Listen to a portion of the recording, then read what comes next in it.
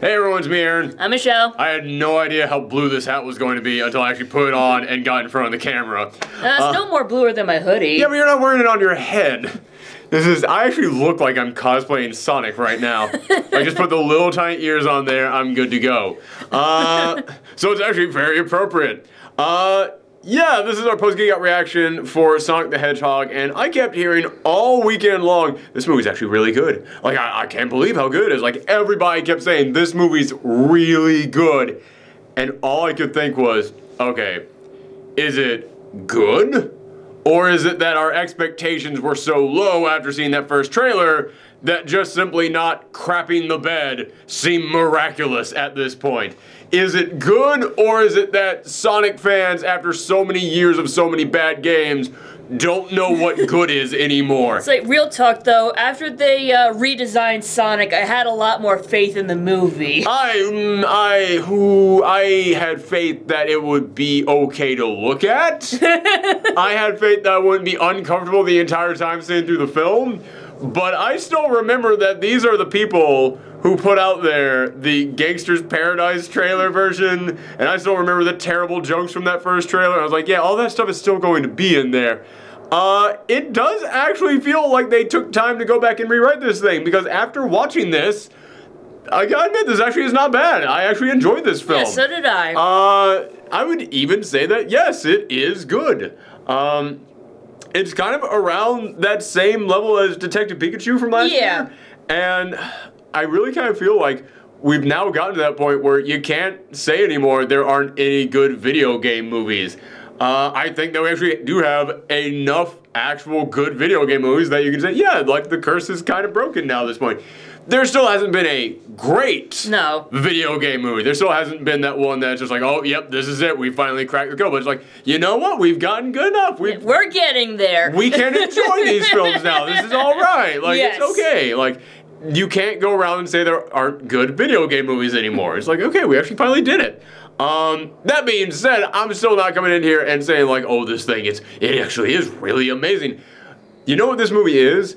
It's a really good kids film. Yeah, that's how I felt. It's like a very good standard kids film. Absolutely, yeah. Standard is also another word in there. This thing, it doesn't do anything really unique or special in there, but what it does it just fine. It does it exactly as well as a good movie would do.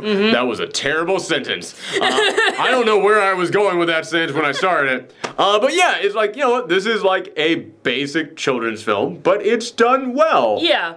So, okay. And you know what? That's kind of what a Sonic movie should be. A Sonic movie should be a children's film. Yeah. And that auditorium was full of children. Yeah, we went and on they were loving it. Oh, yeah. Yeah, we went on President's Day weekend, of course, so there were lots of kids out of school on that day, and you could tell all the parents were like, yeah, we're going to take you to go and see Sonic. Like, that's our big celebration that we're going to do because you have Monday off. And they were all just loving it. They were all just eating it up. But here's the thing. The parents were also eating it up. And when I say this is a good kids movie, I think it is important to point out I don't just mean children will like it. I also mean, yeah, parents will be okay just sitting through this thing too. A good family movie? It's still mostly aimed at kids. Yeah. This is still mostly aimed at kids. However, it's not insufferable for adults. No, Like, it is a totally fine film for adults to watch. Like, you can watch this and absolutely enjoy it. So should we get into the plot? Yeah, the plot of the film is that, and this is something that I do have to point out right now, is that the plot of the film, it is the typical thing that we see so many times of, oh, it's this creature that comes from the magical fantasy world that you followed in their games or comics or books for years now, and the way we're going to adapt that is we just take them away from that magical fantasy world and put them in the real world. And you guys know me, I hate that. I hate that so much. This does that probably better than I've seen. Yeah, like Sonic actually has a reason to be on Earth. He has a reason to be on Earth, but also like that kind of plays into like, it's not Sonic picked up and taken away from the place he's lived his entire life and now walking around going, what are these tiny people inside this magic box?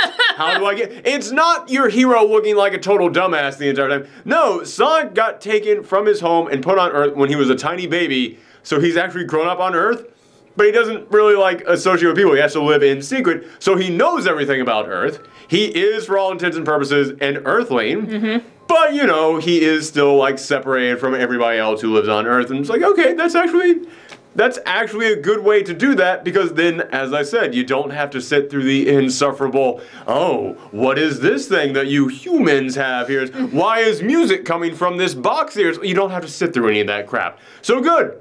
They fixed that problem that I always have with the, you pick the thing up and move it into the real world thing. So I was like, okay, you fix that. But at the same time, he still has, like, some, like, not much knowledge, like, there's... He's weird. Yeah, like... But this is the thing, they actually kind of explain why he's weird, because he's lived in isolation his entire life. So he's basically got the worst case of cabin fever you could ever imagine. I mean, he can go out there, he can interact with other things, but just in secret. He can't actually interact as in, like, interact with people, and it's driving him nuts. The loneliness has basically driven him crazy, and I think that was kind of a smart decision on their part, because Sonic, he's this energetic ball of crazy, and they were able to make that okay in this film. They were able to make it so that you could tolerate that in this movie through two ways. One, they explain, yeah, he's kind of got some psychological damage because he's been alone for like 10 years now.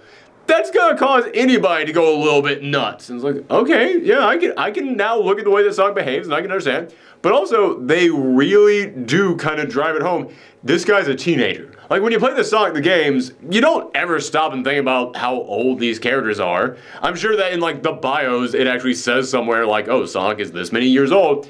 But to small magical hedgehogs, I was like, I don't know, is that like dog ears? Are they actually older than... I don't know. Hedgehog ears.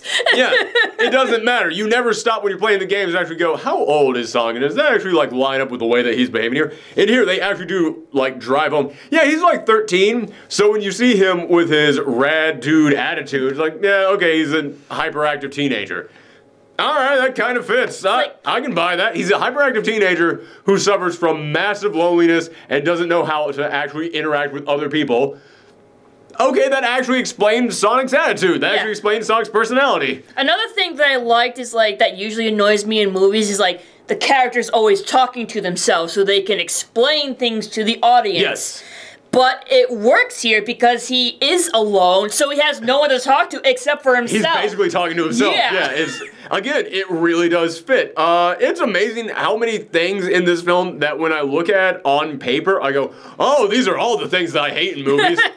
And yet they found ways to kind of make all of them work. Like, this one, I'm going to skip ahead a little bit on this one, but while we're talking about things that we normally hate that actually work in here, one thing that I hate about video game adaptations is they always think, okay, we have to think of a way to adapt the game mechanics into the actual film. And I always go, no, no you don't. None of us are here for that. Nobody goes to the Mario film and says, okay, I want to see how you're going to adapt Mario jumping on something and turn into coins into a story element. How are you going to... No!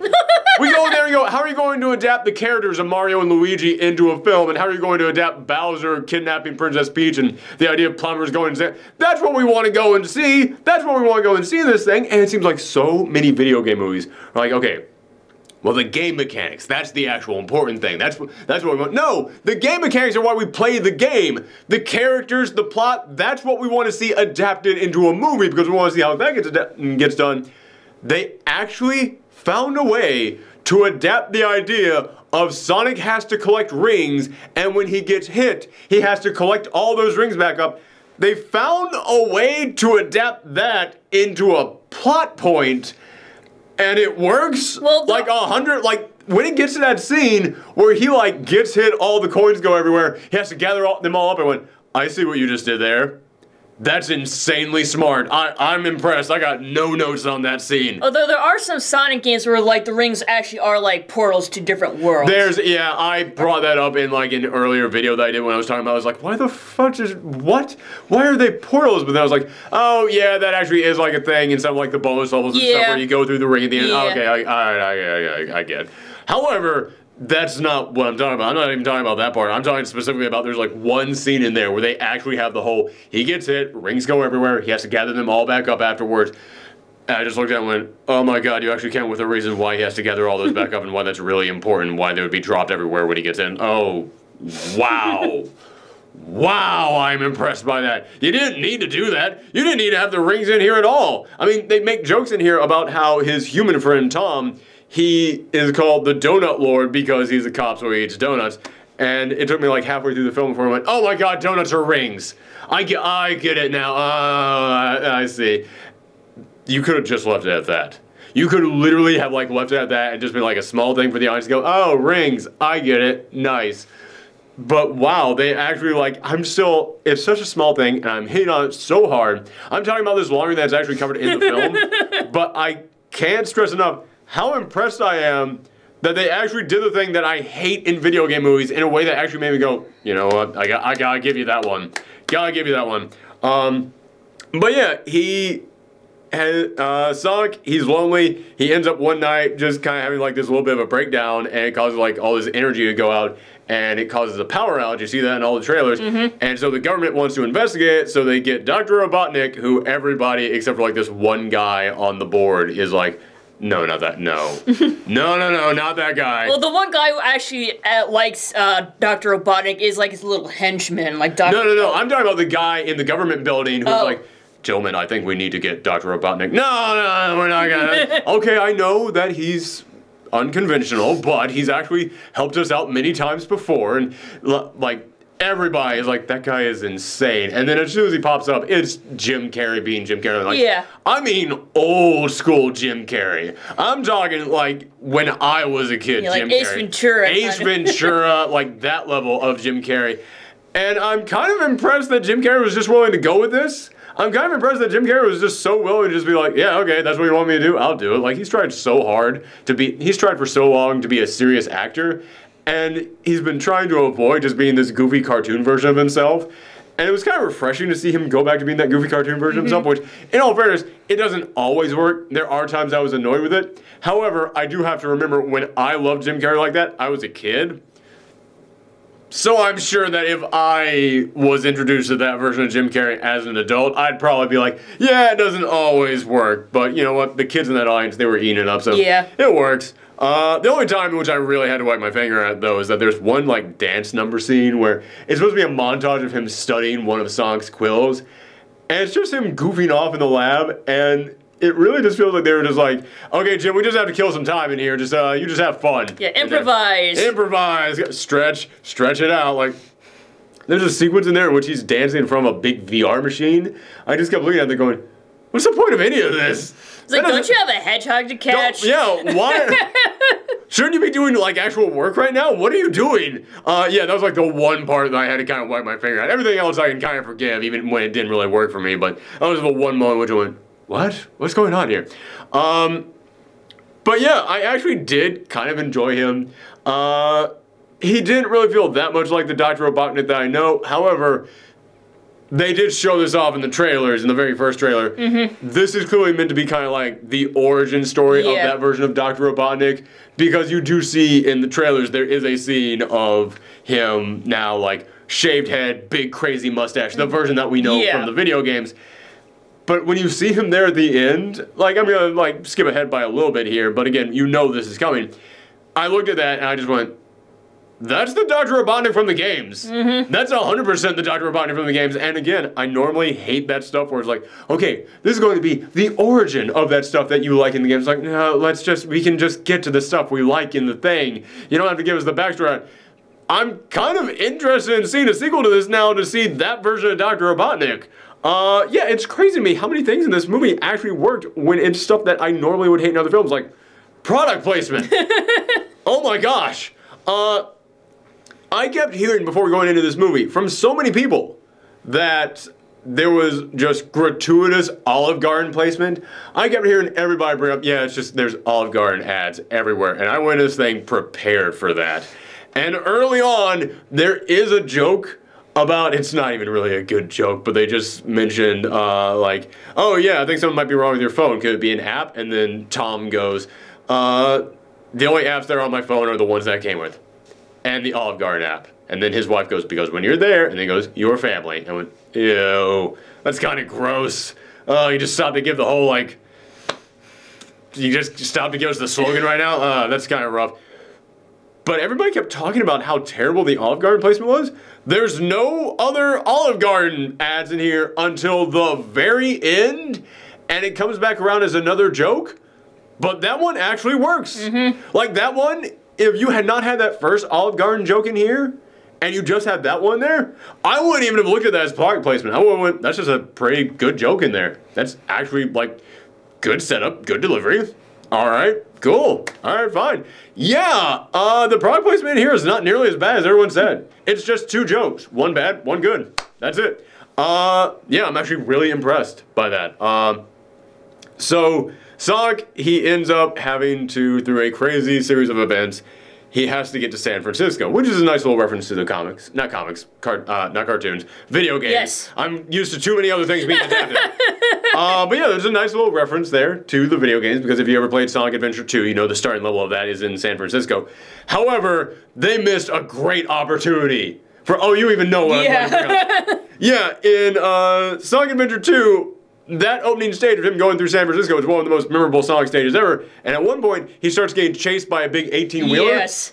Dr. Robotnik's lab is a giant 18-wheeler truck, and he gotta go to San Francisco, and all I could think was, it's right, you literally brought part B of the giant Easter egg to part A of the giant Easter egg, and you didn't have them connected. Oh, it was right there, man. Yeah. It is. I am honestly wondering if that was originally in the script somewhere, because it just feels like, how could you get that close to having the perfect Easter egg, and you didn't, like, you didn't fully connect the two? It's so weird to me that they didn't do that.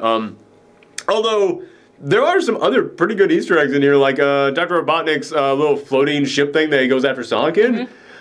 At the end of that thing, when Sonic is actually fighting back at, I looked at it and went, oh my god, he's bouncing off of... It's literally what you do in the first level of the first Sonic game when you fight Dr. Robotnik's first floating thing. Oh, that's actually pretty darn good. That is pretty darn good. Yeah, there's a lot of really good Easter eggs in here. One of them is that Sonic, he's on Earth because he had to escape from his homeworld. And when you see his homeworld, they mentioned he was raised by this owl, which there's like 9 different origin stories to Sonic across like several different mediums. Like there's different origin stories for him in the cartoons. In fact, there's different origin stories for him across multiple cartoons.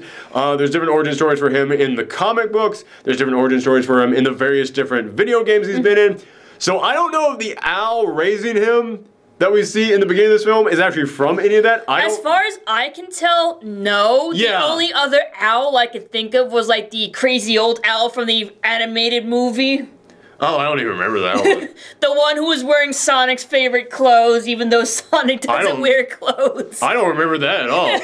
Wow. Yeah, the only owl I remember was like, no, that's like an albatross. I'm thinking. Oh yeah, the bird people, the airboard. The airboard people, yes. Airboard bird people. Yeah, the big green one, that airboard. Yeah, I remember that one.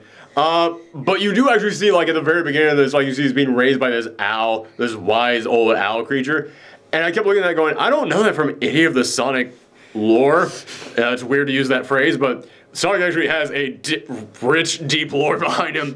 But I don't know that from any of the Sonic lore, but it fits. Yeah. Like, I looked at that and went, yeah, but everything that I do know about Sonic lore, it feels like this could absolutely be from that. And they do have some other creatures show up there in the beginning sequence, and you look at them, and you just go, oh, I know exactly what those are. Like, those actually are from Sonic mythology. And it's like, oh, okay, so that's actually pretty cool that that's in there. But in the beginning of this, Sonic, he has to escape his home, comes to Earth as a baby, and there's a moment in there in which he keeps talking about how if he ever gets found out that he has a contingency plan of another world he's supposed to go to, and you hear what the world is he's supposed to go to, and you go, I know what that's a reference to. I'm not going to spoil it for anyone. But it's actually pretty great, except they keep bringing it back over and over and over again. And eventually it went, okay, that was a cool little Easter egg. Now it's not an Easter egg, and it's like, basically you were worried that the Olive Garden would be like that. Yes. I thought that's what the Olive Garden thing was going to be. But yeah, so we've been talking a lot about the stuff that we really like in here, and we haven't really talked much about the plot, because that's really it. Sonic just has to get to San Francisco. Yeah, it's a very basic He teams up with his new human pal. Yeah, he teams up with his new human pal, Tom, who is a sheriff in Green Hills. Green Hills, Montana. Green Hills, Montana, yeah. again, I do have to keep coming back to this. It's weird to me to see so many Sonic fans going, yeah, this is exactly what we want. It's like, is it exactly what you wanted, or is it after you found out it was going to be the story of Sonic coming to the human world, this is what you drop your expectations down to?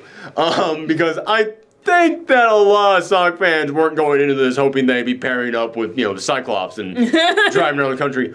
Which, by the way, I have to point this out.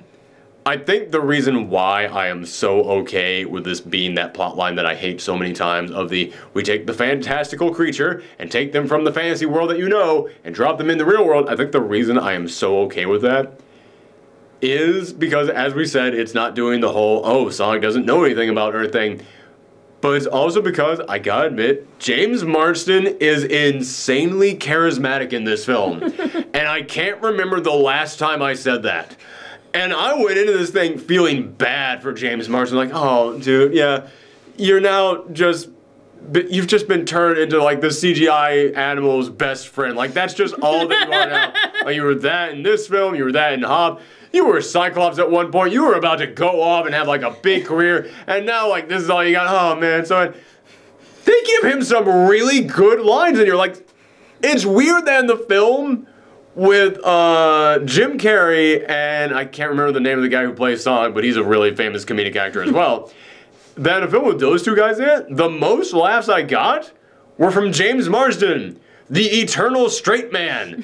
But they give him really good lines, and he actually delivers them great. Like, he has so many, he is like the perfect foil to Jim Carrey, because Jim Carrey is taking himself so seriously, and he just knows the exact lines to just mess with Dr. Robotnik, and he delivers them so well. I gotta give him credit, like, he absolutely, like, delivered on this performance. He showed up to work on this thing, and I respect the hell out of that. Yeah, he is actually maybe my favorite part of this film, and I was expecting to hate his character, because you always hate the human guy who has to pair up with a fantastical creature who comes away from a mystical fantasy land. You always hate that guy, but I really liked him in this movie. But yeah, we've been mostly talking about the stuff that we liked in this film. I do want to make it clear, it's still just like, yeah, it's a perfectly fine movie. Like, I'm not coming in here and going like, oh my god, everything in here worked. No, there's a lot of things in here that almost feel like a sitcom. Like, any of the dialogue between James Marsden and his wife in here, it is so just like the stereotypical just married couple dialogue. It is so like, alright, we don't know, like, it feels like she is only in here because they needed someone who was a vet. And that's it. In fact, they even pick her up and just remove her from the plot for a massive chunk of this thing. And it makes her entire character almost feel like an add-on. In fact, it was very weird to me that she was his wife, because she's in the film so little, it almost felt like she should have been like... just the girlfriend? The girl he has the crush on that he has to win over or something like that, because then at least there would be an explanation for why she's just gone for the majority of the film, which there is an explanation. The explanation is that she heads over to San Francisco because they're thinking about moving there, so she heads on before James Marsden, so he's the one who has to go around driving Sonic over to San Francisco, as you see in the trailers. So there is an explanation of why she just picks up and leaves, but it just kind of makes us feel like, well, we didn't even really need that character in this film. And again, whenever you see their relationships with each other, it is just so stereotypical. It's just like very basic married couple dialogue. And that comes around so hard when it comes to her sister. Her sister is so the stereotypical sister-in-law. Like, every line of dialogue out of her mouth is just, you should get a divorce, you should dump him, you should absolutely get a divorce. Why are you even with that guy? But we never actually see any reason why she would not like this guy. I mean, he's the most charming, charismatic character in this film. We, the audience, like this guy. Why do you not like this guy? Like, you have to give us some kind of a reason. Like, is it because he's a cop? I don't know. we don't know. There is no reason. Like, it feels like they're writing her like Patty and Selma from The Simpsons. Except Patty and Selma hate Homer because Homer's a dumbass. And we know that. Tom's not a dumbass. Tom's not bad. I mean, he can be goofy sometimes, but he's not stupid. Yeah, like, that's it. Like, we have no reason for her to hate him. And, like, that's just her running gag. Yeah. Yeah, it's so stereotypical. Also, even though I'm coming in here and applying like several of the jokes and several of the characters, they don't all work. Like it's kind of just come and go with the humor in here. It's like, oh hey, it's funny again. No, it's not funny again. Oh, it's funny again. Like it just keeps coming back and going. But it's never really groan-worthy, except for the sister. The sister's pretty groan-worthy. But it's just kind of like very largely like, like right here. But every now and again it goes up to here, and then it goes right back to here. So yeah, this is a pretty just like decent film all around. Like there's very few things in here that I like wag my finger at. And yeah, there are things like, Sonic flosses, and he flosses twice.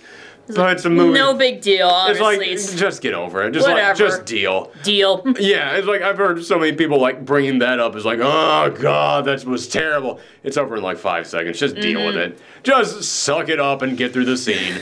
Yeah, it's not nearly as cringy as people are trying to make those things out to be, but it still happens. So yeah, that's kind of what the entire film is. It's basically just like, this is a good time. Yeah. And then every now and again, it gets to be actually memorable. And there's actual stuff in here you really like and you enjoy. What rating would you give this? I'm going to give it like a 7. Yeah, I think so too. Yeah, it's 7, 7.5 maybe, somewhere around there. Like right around there. It's like, it's good. It's good. Yeah. It is a good family, kid-friendly film. It is. Let me put it like this. When we found out that we were getting a Sonic film that was going to be about Sonic coming to the human world and teaming up with a human cop and going on a road trip, this is the best thing we could have hoped for. There was no way it was ever going to get above a 7 for me. So the fact that it's getting a 7 was like, hey man, you did as good as you could with what you had to do. I'm actually pretty impressed with that. That was alright. Okay.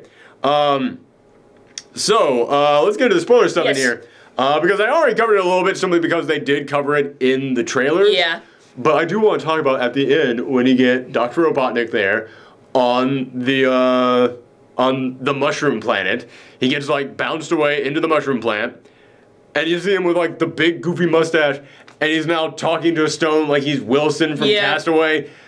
But I love what Jim Carrey was doing with his voice there at the end, because Jim Carrey in this movie, he's got the Jim Carrey voice. It's just his regular Jim Carrey voice. But if you played the Sonic games, you know that Dr. Robotnik, he's got a very gruff voice. And at the end of this film, not only has he now shaved his head and grown his mustache all the way out, and he's gotten kind of nuts, he's also now talking like this. And you hear the voice that Jim Carrey's doing, and you go, that's the Dr. Robotnik voice. I want to see this character come back. I really want to see the totally crazy Robotnik played by Jim Carrey come back. And that's what made me okay with this being the origin story of that. Because he's cartoonish in this film, but you think about how cartoonish you want Dr. Robotnik to be, yeah, it's downplayed a little bit. But then you see, like, there's gonna be an explanation for why he's this crazy. I kinda wanna see that. I really wanna see that. Although, I was honestly shocked that at the end of this movie, we didn't get, like, a shot up. We see Dr. Robotnik, he's going across the mushroom planet. I'm kind of shocked that, like, the last image we saw wasn't him, like, picking up a Chaos Emerald. But that might be, like, too similar to, like, Infinity Gems. Like, maybe. The Chaos Emeralds might be ruined for Sonic. It's like, well, I was hoping that they would, like, bring it up in the sequel. Yeah. But, like, that's what I'm saying, like, at the end, like, give that, like, the last shot, like, that's the stinger, that's the stinger is Chaos Emerald. Well, they kind of do have a stinger. There is another stinger. There is another stinger, and it's pretty darn good, and our audience lost their minds for it. The stinger is that at the end, you see another portal open up on Earth, and you'll see a character pop out, and it's Tails. And Tails, I didn't see his name listed in the credits, but I'm pretty sure it's the same voice actor from the video game. It might be. If it's not, it's someone who did a really close imitation. But yeah, Tails gets there and says, he's here. I hope I'm not too late. And then he flies off. Yeah, Tails. Good. Yay. Yay, Tails is here. Yeah. And again, we were sitting in that audience and we saw like all these parents coming out. And we heard so many parents. Like not even the kids, but the parents. Yeah, the parents. Just going, so Knuckles, right? Like Knuckles, can we begin Knuckles?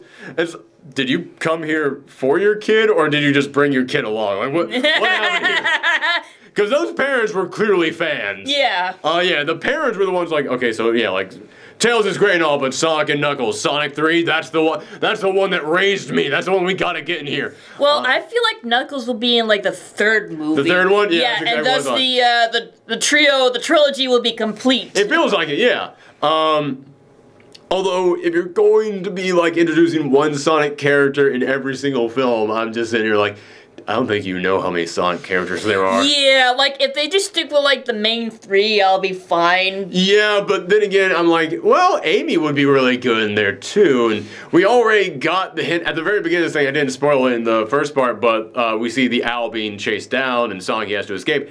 And it's like the Knuckles Echidna clan. Yeah. And we know that there's a bunch of like weird mythology that goes into the Knuckles Echidna clan, and I'm wondering like how deep are they gonna get on that? Because I was thinking to myself, you're not gonna get into the really weird Sonic lore, but this thing starts off with that Knuckles Echidna clan that we go into like the time travel flashbacks in Sonic Adventure 1 in. So it's like Chaos now involved, and we know that they're connected to the Chaos Emerald. Oh my God, what are you going to do in here? So are you gonna bring in Shadow? That's okay. Amy's the one that I'm like, that would make a pretty good addition, but I know the fan base. I know they would be asking for Shadow. Yeah, but I'm wondering if like he'll be like too dark for. Oh no! They're not gonna do like Shadow in the Shag the Hedgehog game where he's cursing and carrying on guns, which I always feel like we need to remind people that happened. But no, I mean like I can see them actually making this work really well with like in Sonic 3. You have like Dr. Robotnik clone Shadow. Shadow goes and messes with Knuckles, and then like Knuckles goes and fights Sonic, and then the two of them have to pair up to fight the evil Shadow. No, actually, you know what would be the better one? Don't do Shadow for that. Do Metal Sonic. Yeah, I was just thinking Metal Sonic would be way better. Yeah, like he. Because you don't have to give like any kind of like origin story. No, like Robotnik already has like the like spoiler alert. Well, we're only in spoiler territory, so he kept the quill. Oh yeah, you still got that. Yeah, so I figured like he would use the power to like maybe to build like Mega Sonic, Metal Sonic. Yeah, that's actually that would absolutely work. Like for the sequels and for the future ones, I really do hope that they just get nuts with it, because that's always my problem with you take the character from their fantastical world and you bring them over to the real world, is that you kind of lose a lot of the big crazy stuff in there. And in this one, I was like, you know what, it's a good introduction to Sonic. Like, you didn't need all the big crazy stuff in there. But if you're going to go ahead and introduce Tails, and Tails is going to talk about weird stuff happening back on his planet, just go nuts, man. Like, keep going, get bigger with this stuff. Like, go crazy with this stuff. I would love to see, like, all the different various Sonic characters start popping up in here. And I'm not even a Sonic fan, but, I mean, heck, man, if you're gonna do it, go for it. You can leave Big the Cat out of this. Let's just make a little cameo in the background. Yeah, exactly. Like, when I say get all the characters in here, I mean, like, you know, get Tails, get Knuckles, get Amy, get Shadow in there. But for all the other ones, like, for the DJ Crocodile and Charmy Bee, like, those guys can hang out in the background. Like, they can be cameos. Shadow, you don't need him. Blaze, I know she's a fan favorite, but she's, like, from the future and a queen and something. And I don't even know what that is. Like, that's too complicated. Like, you can just leave that stuff out. But, you could absolutely, like, just start going nuts with this stuff from here on out. Any other spoiler things? At the end of this, it does kind of feel weird how powerful Sonic gets. I honestly thought they were going to have him go supersonic. I really thought. No, he needs the Chaos Emeralds. He needs the Chaos Emeralds. So but I feel like, you know, he gets charged up. Yeah. And that's why he becomes more powerful. But he gets like lightning powers. Yeah, but I feel like in the sequel, like, he won't be powerful enough, so he needs to use the Chaos Emeralds to become supersonic. But I'm wondering what exactly can he do, because he's like, there came a moment when she was like wrangling up Dr. Robotnik's ship with lightning powers. And I was like, what? So do you have like lightning powers now, or is it just you're connected to the quill that was inside? I don't know what's going on now. Yeah, it was kind of weird how powerful he got at the end of that thing. But I do feel like that's going to be like another thing that gets tied into the next film. I'm wondering if like, because they mentioned no one knows why Sonic is so fast. Yeah. I'm wondering if it is going to be Chaos Emerald related. I am wondering if it's going to be a thing about like, yeah, you were born, like when you were a baby, you touched the Chaos Emerald and you gained so much power. That's where your powers come from. Or like he has the Chaos Emerald inside him. Inside of him, yeah, that could be another thing. Exactly, like he's the embodiment of the Chaos Emerald. Although I am also really wondering, are we going to get Supersonic? in the next films. Because let's be real, we all know that's a ripoff of Dragon Ball. We all know that. But we're okay with it in the video games. We're okay with it in the video games. I'm wondering if the moment that you bring that to a movie, if a lot of the people who aren't big Sonic fans would sit there and go, did you just rip off Dragon Ball? Well, I feel like you mentioned like the Chaos Emeralds would be too much like the Infinity Stones. So that's my other concern. Like, all right, how much stuff are you going to borrow here? Because I don't believe that the Chaos Emeralds were ever like inspired by the Infinity Stones. I don't believe that at all. But now, when we have got 6 very powerful, multicolored gems that grant unlimited power in another very successful franchise, are you going to now have your 7 very powerful gems that grant you unlimited power in your franchise? Because, I got news for you. A lot of people are going to look at that and go, oh, you just ripped this off. And yeah, it is unfair to you. But how are you going to do, like, you gotta think about that. You gotta realize that's going to be what the audience thinks when you go into that film. So, yeah, how are you going to approach that? And again, going into the whole, like, Super Sonic is just a ripoff of Super Saiyans, I think, again, like, audiences would maybe be willing to forgive that, but the moment that you throw in another thing that audiences are really familiar with at this point, I think that's 2 things that are similar to another thing, and they're gonna look at that and go, maybe, but it's like, Sonic is also very well known. That's true. I think that the Super Sonic thing might not really be that much of a problem, but I do honestly think the Chaos Emeralds, that's going to be a problem that they're going to have to address. Because again, Sonic fans, they're going to know that's not what this is. But the other 80% of the people who are going to go and review this film and talk about this film, they're going to come out of that thing going, did they just rip off the Infinity Stones? What did you do? What? Yeah, it's going to be something that... it's going to be something they're going to have to think about how to bring that up. Like, if they do a thing where it's not stones, but it is like, I don't know, they're stars, and like Sonic was born under a certain star, so he gained the power of the Chaos Star or something like that, like, you're going to have to change it. You're going to have to change it so that audiences won't just be immediately comparing these things. But yeah, I think those are all of our thoughts on Sonic. Yep. Yeah. Peach, you're our own little Sonic. Because you constantly want chili dogs. But that's it, everybody. I don't even know what the next thing coming out is. I'm still on break this entire month. So when we come back next month, we'll be reviewing movies again. But this was a big release, so I had to come in here and do this. Well, there's Call of the Wild coming up. We're not seeing... No one gives a crap. No one gives a crap about Call of the Wild. People want me to go and see Fantasy Island more than they want me to see Call of the Wild. I got people asking me to go and see Doolittle and The Grudge. No one cares about Call of the Wild. We will be seeing that new My Hero Academia movie, so we'll be reviewing that one. But yeah, thank you guys very much. If you're in Boston, if you're in Boston in the last weekend of this month, we will be up there for PAX East, and so you can see us then. Yes. Bye, everyone. Bye-bye. Peach isn't even looking at the camera. Peach, look at the camera. Peach, over there. Not at me, the other way. Oh, Peach. I don't know what she's doing either, buddy. We had a good ending and now it just kept going. Now you're over here.